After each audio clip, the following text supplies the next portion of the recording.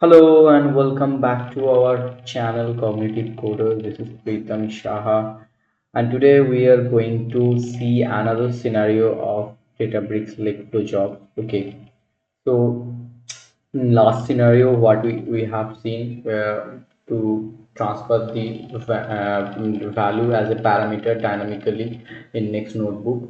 So this thing we have seen. Okay, so now today what we'll see how to query the data using the SQL. Okay, so in ADF, what we used to do using the lookup activity, we can query any of the warehouse.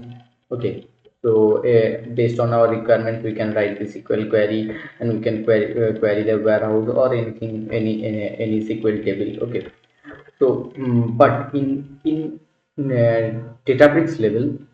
Okay, but in Databricks level, whenever it is required, so what to do? Okay, and also how to pass that the value to that query dynamically. That also we'll see in this video. Okay, so basically what we'll do. So already, if you have seen our earlier scenario, so there we have created one notebook X. Okay, so notebook X is nothing but we have created one data frame. So from there we are taking the count, and then that same count value we are passing to the next notebook. So here what we'll do, here we will also pass this count to the next task as a value. In that task it will consider as the parameter. Okay, so basically what we do first, well, let me create one for one catalog. Okay, so basically for querying some SQL table, we need to first create one SQL warehouse or under catalog. We need to create some table like that. Okay, so already created one catalog, okay, test catalog. So it's a simple thing. From here you create a new catalog and you can give the name. You can use the default location also, yeah, for the free version.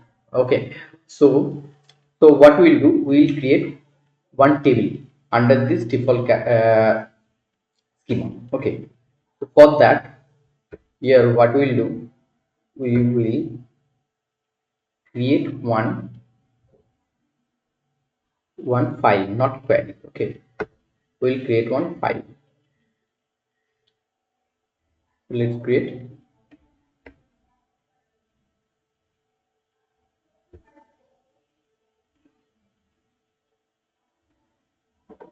So and what we'll do, we will rename it. Okay, so test dot SQL, as it is a SQL file. Okay, so it's done. So okay, so here what we'll do, we will create one table first. So suppose employee table. Okay, in that employee table we'll perform the query. Okay, as example, I'm taking here one employee table. So using AI, nowadays it's AI, it is integrated in the database. So for creation of the DDL, I will take the help of AI. So create DDL for employee table and insert by default. Okay, like that. Okay, so don't use this multiple times. Okay, so I would prefer to use it by yourself, yeah, code it by yourself. Okay, for here I am doing it because video will be very much lengthy if I will type everything up that I will execute the code. So that's why I am taking the help of AI. Otherwise, I would prefer don't take it every time. Okay, so here one demo tables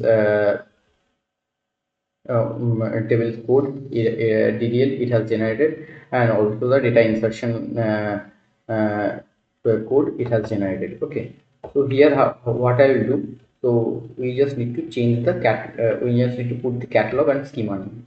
So under test catalog under default schema, here the table will be created. So here we will just put it in catalog. Okay, default. Okay, the same thing we'll put in our insertion query also, data insertion query. Okay, so now I'll execute it. Let the execution done, and it would be the data would be inserted. So server is online. Now the query is executing the query.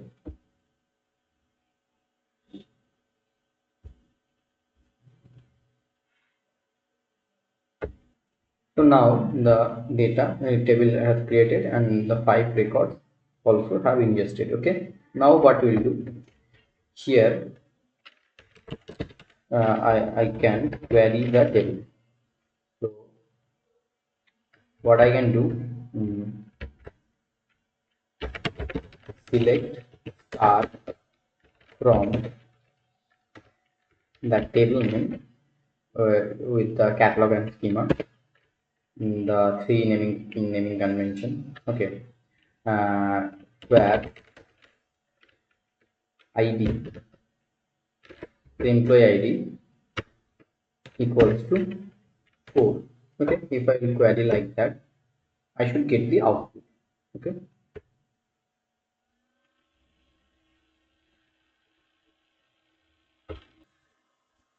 so I am getting the output. Okay, employee ID 4. Okay, this is the thing.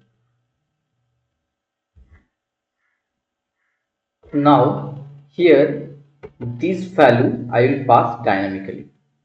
So for that, I need to parameterize the thing. I can add parameter from here, or I can do like this. Here it is. I will pass emp id. Okay, so the parameter name would be emp id. If I will execute it, I don't need to execute, it will come automatically. So here I will pass the 4, 5, or number 1 employee if I want to see. Now if I will do, it will get executed. It will give you the value. Okay, so now the I'm getting the value. You can see. I'll close this. You can see, you can clearly visible the values. Okay, so now the same thing, this thing I will take as a output in another notebook. Okay, so that thing, how another notebook is in notebook Z, will take this as a output. Okay, notebook Z. So how this will do, executing the job in pipeline level, that we'll see. So basically what I will do, we'll take this count value. So we'll take this total count of TF in my test SQL file. Okay, where the total count would be act as a employee ID. So it will query the employee ID based on that value, whatever value it will pass from here to test SQL. So using the df count, okay, through the df count. So that value will execute as the employee ID. So it will give the employee details from our table. Okay, and after that I will pass this total values in the notebook set, and I will print it, or we can use it in our transform anything. Okay, so I'll here I will show you how to just pass the value and how to print. If you need need to do any kind of transformation in your real-time project, you can do like that. Okay, so basically here it is nothing but from we are taking the data from notebook X to SQL. So in SQL, this thing will be executed. Okay, SQL, the execution table query will execute it from. After that, whatever queries in SQL file we are getting after executing the query, the same query will print the output in task set. Okay, so this thing how we will do that we will see. Okay, so for now we have created the table and all. If I refresh it, I can see here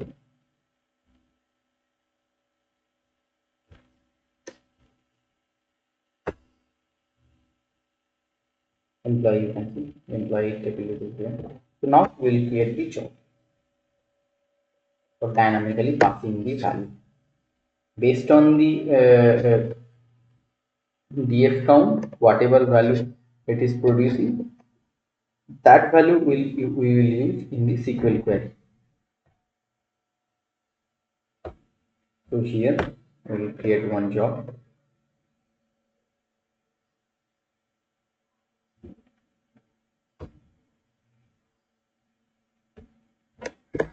Here I will change the job name, job 1. We'll take the notebook. We'll do the task if. Okay. Now I will configure the path. Task X I will take. Okay. All the things are done. I will create the task. After that, what we will do here? After that, we will have the SQL task. So it would be a SQL file task, not query. Okay. So that I will show you the difference.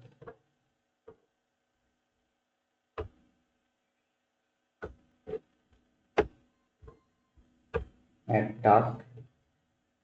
Here you can see we have SQL query and SQL file. Whatever we have is the SQL file where we are executing the query. So we'll take that. So in SQL query, you will not able to pass the value dynamically. Okay, but in file you can pass it. Okay, task SQL. Okay, now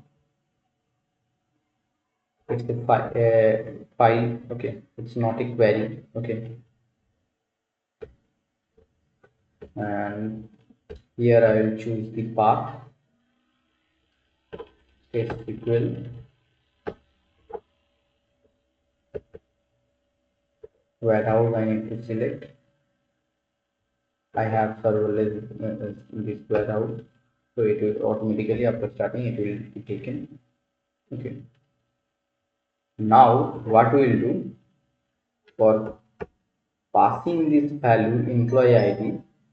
So the same thing here we need to configure as in our earlier scenario also parameter we have configured same thing, but in SQL you can't parameterize this thing. This option would not be there as per my case, but in future it might come. Okay, so EMP ID. Okay, so now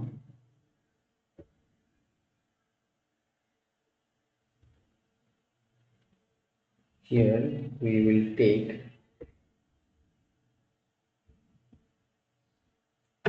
task value. The in my value it would be the key of that task job set. This task value dot set parameter key count. It is the count. The key is count. Here I will give the count. Okay, now it's done. Now I can create it.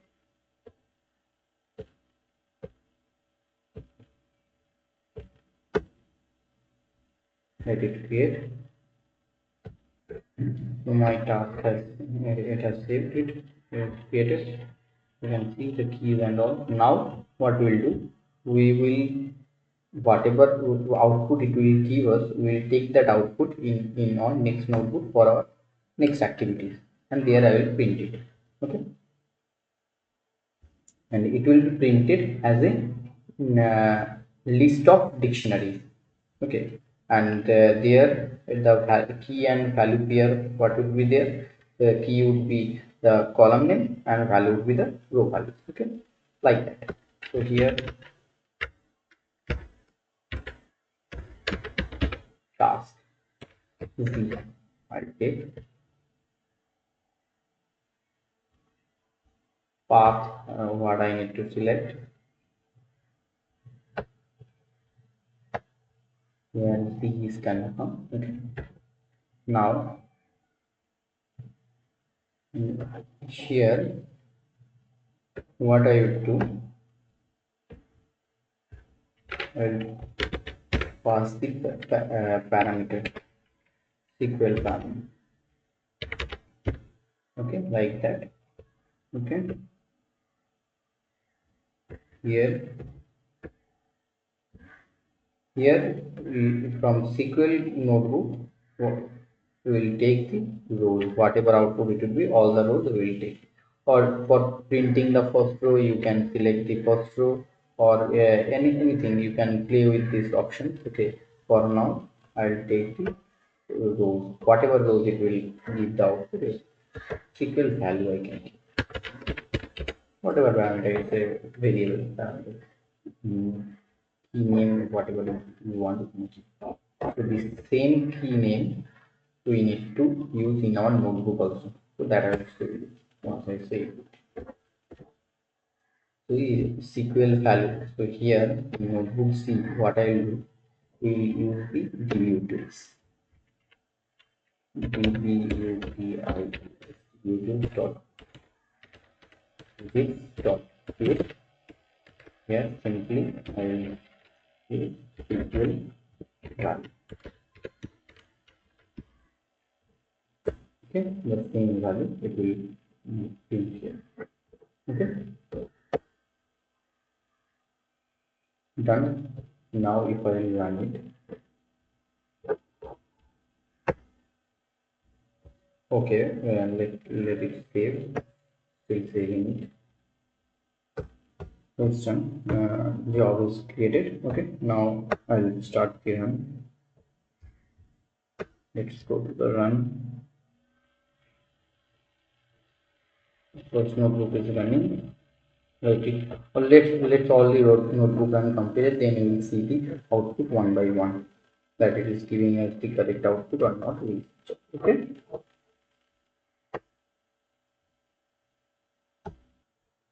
So it's completed. Now we will go one by one notebook. Whatever output it will get passed, and that.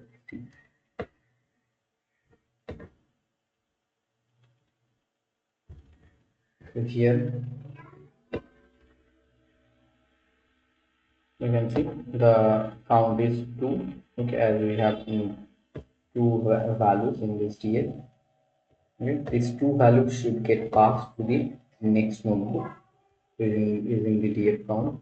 Okay, so let's see.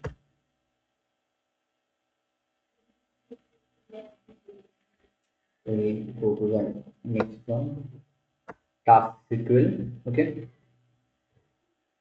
in task SQL, let's see. You can see in employee ID. Employee ID here, it came from the previous notebook. That's true. So that's why to employee ID 2's value it is showing.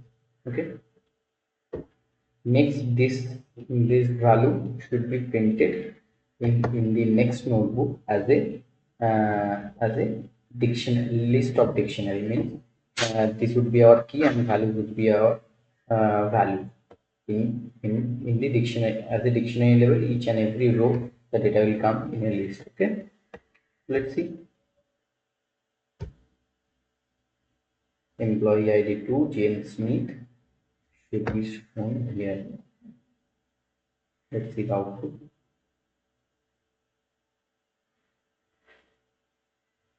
Now we can see first name James, employee ID 2, these are the things. Last name Smith, all these values are printing. Okay.